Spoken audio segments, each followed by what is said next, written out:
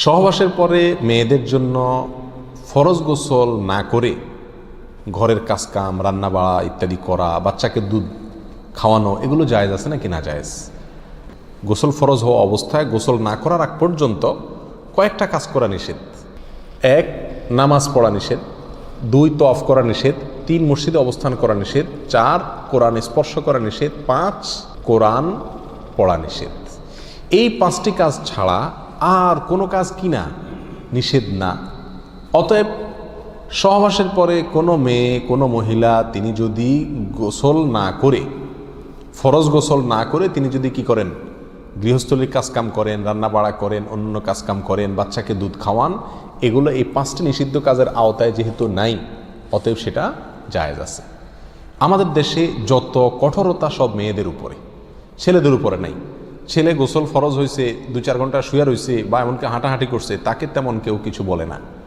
সমস্ত চাপগুলা মেয়েদের উপরে। আর এই ফতোয়াগুলা মেয়েদের উপরে, ফতোয়াগুলা দেয়ও বেশিরভাগ মেয়েরাই।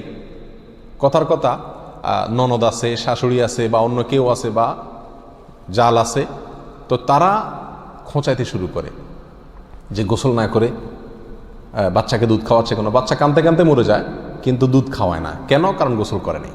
তো এগুলো না জানার কারণে হয়েছে।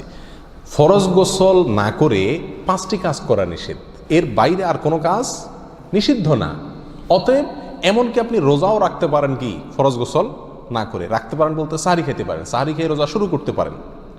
তাহলে আপনি বাচ্চাকে দুধ খাওয়াতে পারবেন না, কে বলেছে? বাসায় কাজ করতে পারবেন না, কে বলেছে? তবে হ্যাঁ, যদি আপনি ফরজ গোসল একটু দেরিতে করতে চান কোনো কারণে, তাহলে সেক্ষেত্রে অন্যান্য কাজকামের সুবিধার জন্য ওযু করে নেওয়া উত্তম।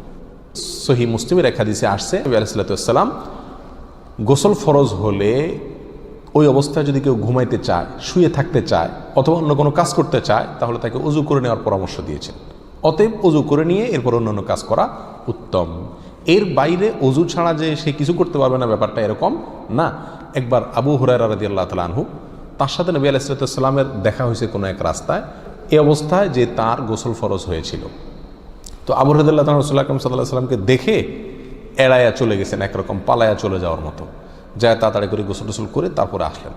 নবী আলাইহিস সালাতু ওয়াস সালাম জিজ্ঞাসা করলেন, আবু হুরায়রা তুমি কই গেছিলা, তোমার দেখলাম?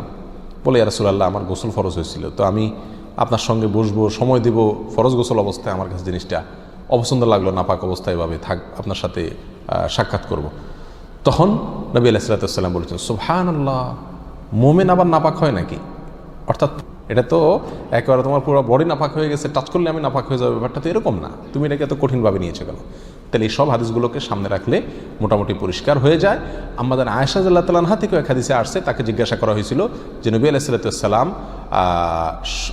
গোসল ফরজ হলে তিনি ঘুমোতেন কিনা, তিনি বলেছেন হ্যাঁ ঘুমাতেন। কোনো কোনো বর্ণনা আসছে উযু করা ছাড়াও ঘুমাতেন। তাহলে বোঝা গেল উযু করে নিয়ে ঘুমানো, উযু করে নিয়ে কাজকাম করা উত্তম, কিন্তু আপনি যদি নাও করেন তাতে কি হবে না, কোনো গুনাহ এতে হবে না।